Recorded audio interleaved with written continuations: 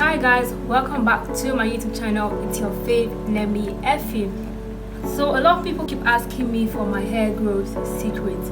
They want to know what products I use. I have a video that talks about the products that I've used so far on my natural hair journey. To know how I use this product.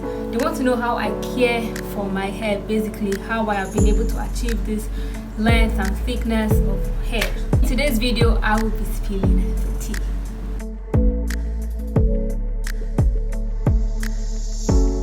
Before we go straight into the video, make sure to like this video, make sure to subscribe to my channel. A lot of you are coming here, you watch my video, but you are not subscribed to this channel. Why have you not subscribed yet? Make sure you subscribe to this channel, okay? Make sure to drop a comment down below if these tips are helpful. Okay, so let's go straight right into the video. First tip I would say is to moisturize regularly.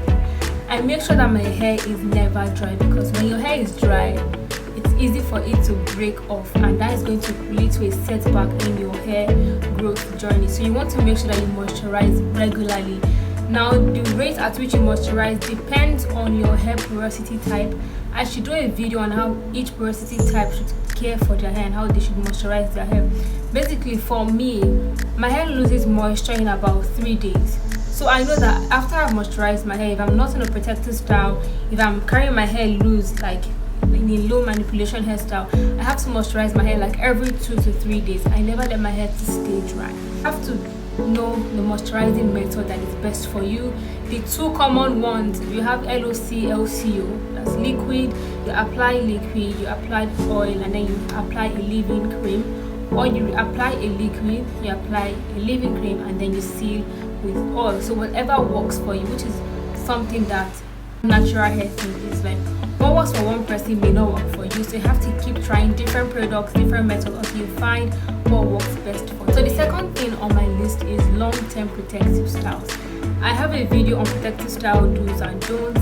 Me personally, I love to carry my protective styles for as long as 6 weeks, because this is how you retain length. When you are always in your hair, you're changing your hairstyle every 2 weeks, every week, you are manipulating your hair too much. You're causing your hair to maybe thin, to get thinner, depending on how tight your styles are. You are causing your hair to break a lot because of there's so much manipulation, especially when you go to salons where they don't know how to properly do natural hair. So you see them even using rat tail comb to comb your hair, this tiny comb to comb your natural hair. All these things lead to breakage, and that's why you won't see significant growth. So make sure that you carry your protective styles for about 4 to 6 weeks. Now when you surpass 6 weeks, you are going to have so many knots and tangles. So 6 weeks is like my own safe space. Sometimes 4 weeks, depending on how I'm feeling. Or see, I've never gone beyond 6 weeks basically. So long-term protective styles have helped me a lot in my hair journey. Another thing is, when you are in a protective style, don't neglect your hair. Some people feel like, oh, I have done braids, I'm wearing wig, let me rest, I don't want to do anything to my hair. When I'm in a protective style, I still cleanse my scalp, I still moisturize my hair as best as I can, because some people just leave their hair like that and it dries out during the 4 weeks or 6 week duration of you carrying the hair. And so you realize that when you are taking down your protective style, you have lots of shed hair. It's very difficult for you to lose your hair or to comb it because it's dry, because you've not been moisturizing and taking care of your hair. So you carry your protective styles for a long period of time, and you also take care of your hair while in a protective style. I have a video on how I maintain mini twist. Make sure to check that video out. Mini twist is also one of my favorite protective styles, and even when I'm on mini twist, I do not neglect my hair.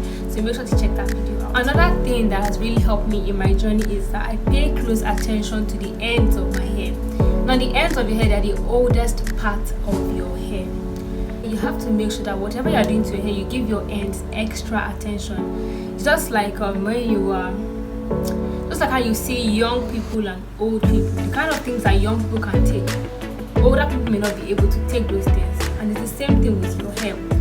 Now other strands of your hair, the other parts of your hair, they may be able to withstand heat, they may be able to withstand you combing anyhow, but you see the ends, if you handle them anyhow, you're going to start having split ends. Split end is when one strand of hair begins to divide into 2 or 3, and it leads to breakage. And when your hair is breaking anyhow, you wouldn't see the growth. So basically, take care of your hair. When you're moisturizing, put in more product on your end. when you are deep conditioning, putting more product on your end. Now if you are using heat on your hair, make sure to not use heat directly on your ends. The ends of our hair, they are so weak that even if you just twist or braid it would stretch it out. You don't need heat to stretch out the end of your hair. So, or if you must use heat, make sure that you reduce the degree of the heat when you get to the ends of your hair. Okay? And also another thing that has really helped me is that I always trim my ends, like maybe every 6 months or when it's needed. I have a video on how to trim your natural hair. Make sure to check that video out too. And also when it comes to stretching out your hair, me personally, I would rather not use heat on my hair. If you want to try other heatless methods, I have a video on how to do African threading to stretch out your natural hair. Another thing on my list is always cover your hair. You see, moisture is very, very important when it comes to natural hair. Now, if you are going outside, it's natural that the atmosphere sucks up moisture. Not just from our hair, from our skin, our clothes. Like, the atmosphere is always sucking up moisture. So when you know that you are not going to be doing anything, you're just indoors, it's best for you to just cover your hair. Whatever moisture you have, you cover it, retain it. It's best to use satin or silk. Now, the reason why you use satin or silk is that these materials, they don't absorb moisture, unlike cotton. When you put cotton on something wet, it absorbs the moisture really fast. So that is why it's advisable to use a satin bonnet or satin scarf or silk scarf, because these materials do not absorb moisture as fast as cotton will. So another thing that has helped me is that stretch out your hair. Stretch out your hair. Like, carrying your hair in a shrunken state will lead to tangles. The way 4C hair is, of type 4 hair, it's very coily, so that naturally the coils will always, it's like they are always hugging each other, and this thing leads to knots. So I would advise that you stretch out your hair. Like, maybe you just finished your wash day. As soon as you are done washing your hair, stretch it out and install a protective style. Before you go to do a protective style, make sure that your hair is stretched out. That way it's easier for you to comb your hair. It's easier to manipulate your hair. So carry out your hair in a stretched form. It's better that way. You have less tangles and it's easier for you to comb your hair when it is stretched out. Next thing on my list is deep conditioning and protein treatment. When I started my natural hair journey, I didn't know much about all these things, but when I started doing them, I saw the difference in my hair. So deep conditioning my hair like every 2 weeks has really been helpful. Like, my hair stays nice and bouncy and well moisturized when I deep condition.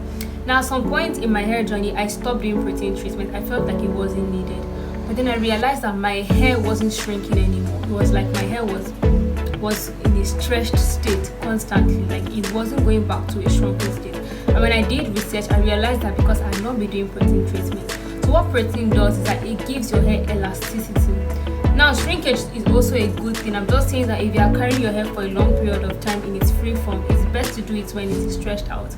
Now, protein will give your hair that elasticity. If not, your hair is just going to be like, probably have no coil pattern. So yeah, that's how it is basically. When you are not doing protein treatments regularly, at some point your hair is going to look like it doesn't have a curl pattern. And I've been through that. I'm talking out of experience. So when I do protein treatment, I do protein treatments like every month, where I deep condition every 2 weeks. And the last thing on my list, I've mentioned 6 different points now, and this is the 7th thing on my list, is to oil your scalp regularly. Some of us, we don't oil our scalp at all. Our scalp ends up itching us. You see, when you install a protective style, just 3 days that you've carried that hairstyle, you're already itching here and there. It's because you are dealing with dry scalp, and oiling your scalp regularly will help you to reduce the amount of flakiness that you experience, reduce the rate at which you itch your scalp. So you have to oil your scalp regularly. You may not even use oil itself. Some people would buy this all these herbal hair creams and just apply it on their scalp, which also helps. When I was dealing with dandruff a lot, I started using Dermatol. I would oil my scalp with Dermatol like every 2 to 3 days, and it really helped me. So oiling your scalp is very important too. When your scalp is healthy, your hair is healthy. Your hair is growing out of your scalp. If something is wrong with your scalp, then something will definitely be wrong with your hair. So you have to make sure that you do not damage your scalp, and you also take care of it. And while you also apply this oil or pomade or hair cream to your hair, make sure that you massage your scalp, because this would stimulate, this will cause blood to flow to your scalp, and it stimulates the scalp and enhances hair growth. So these are the 7 things that have kept me in this my natural hair journey. So I hope that these tips have been helpful. If you have any more questions concerning hair growth, make sure to leave them down in the comments below or send me a DM on Instagram. I'm always more than happy to answer your questions. Thank you guys so much for watching this video. I look forward to doing more videos like this. If you enjoyed this video, make sure to give this video a thumbs up, and if you are yet to subscribe to my channel, make sure that you do that, okay? And also make sure to check out my previous videos for more natural hair content. Bye guys.